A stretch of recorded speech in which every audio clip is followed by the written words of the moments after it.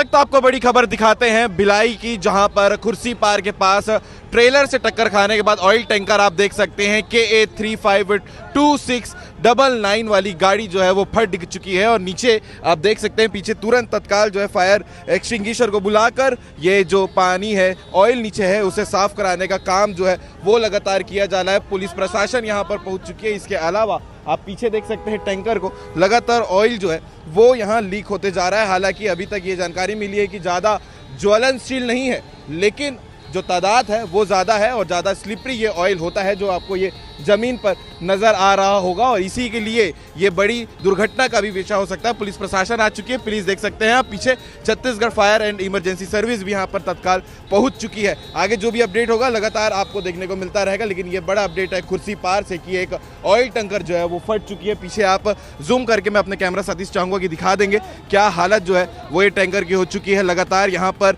Oil जो है वो लीक होता हुआ नजर आ रहा है। बहुत जल्द आपको जो है वो डिटेल स्टोरी भी देखने को CG भास्कर चैनल में मिल जाएगी।